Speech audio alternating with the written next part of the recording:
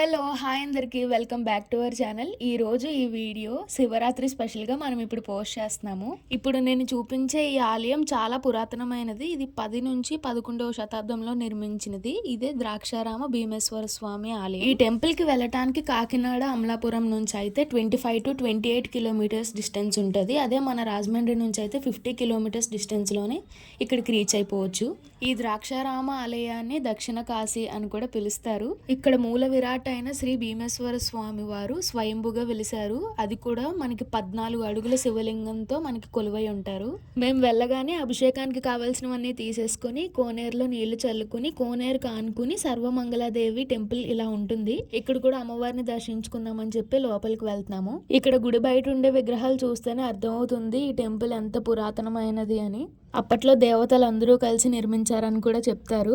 ఇక్కడ ప్రతి సంవత్సరం శివరాత్రి చాలా గ్రాండ్ గా సెలబ్రేట్ చేస్తారు. మీరు ఒకటి అబ్జర్వ్ చేస్తే ఇక్కడ చాలా మంది గుడి బయటే 365 ఒత్తులు అనేవి వెలిగించుకుంటున్నారు. ఇలా శివరాత్రికి కూడా దీపాలు అనేవి వెలిగిస్తారు.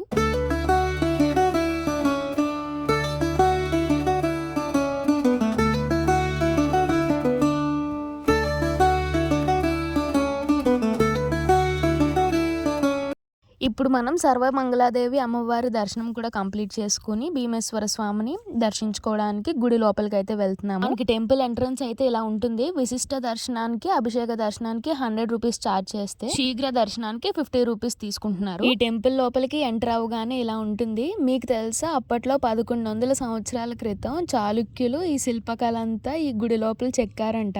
ఈ ఆలయ విశిష్టతకి వస్తే ఈ భీమేశ్వర స్వామికి 8 దిక్కుల 8 శివలింగాలతో చంద్రుడు స్వయంగా ప్రతిష్ఠించారంట. అవేంటో ఇప్పుడు డీటెయిల్ గా చెప్తాను చూడండి.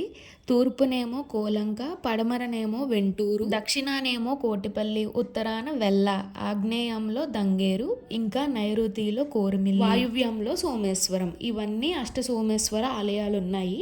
ఇక్కడ తూర్పు, పశ్చిమ, ఉత్తర, దక్షిణాన 4 గాలిగోపురాలు అయితే ఉంటాయి ఈ టెంపుల్ కి చుట్టూ. వాటిని అమ్మవారు పర్యవేక్షిస్తున్నట్టు స్థల పురాణంలో కూడా చెప్తారు. ఇక్కడ మనకి మహాశివుని ఆత్మలింగంతో పాటు అష్టాదశ శక్తి పీఠాల్లో ఒకటైన మాణిక్యాంబ అమ్మవారు కూడా మనకి ద్రాక్షారామంలో భక్తులందరికీ దర్శనం ఇస్తారు. మీరు కూడా చూస్తున్నారు కదా అసలు గుడి అయితే ఎంత రష్ గా ఉందో. భక్తులతో అస్సలు ఖాళీ లేదు మేము వెళ్ళిన రోజు అయితే. ఇప్పుడు గర్భగుడిలో ఎలా ఉంటుందో మీరు కూడా చూడండి.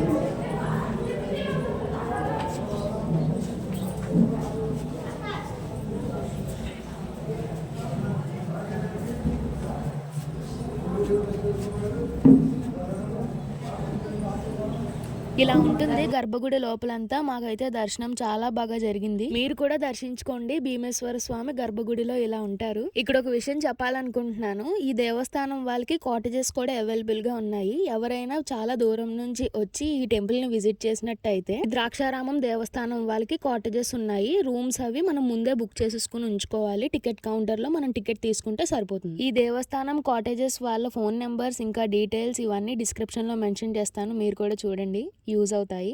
ఈ టెంపుల్ టైమింగ్స్ వచ్చి morning 6 AM to night 8 PM వరకు ఓపెన్లోనే ఉంటుంది. బట్ ఆఫ్టర్నూన్ 12 నుంచి 3 PM వరకు బ్రేక్ అనమాట. ఆ టైంలో గర్భగుడి గేట్స్ అయితే క్లోజ్ చేసేస్తారు. దర్శనం అయితే ఉండదు మనకి. ఇక్కడ నిత్యాన్నదానం కూడా జరుగుతుంది. మనం అన్నప్రసాదం కోసం ముందుగానే కూపన్స్ అవి తీసుకుని మన దగ్గర పెట్టుకోవాలి. మాకు కూడా దర్శనం కంప్లీట్ అయ్యేసరికి 1 o'clock అయింది కాబట్టి అక్కడ మేము కూడా భోంచేసేసాము.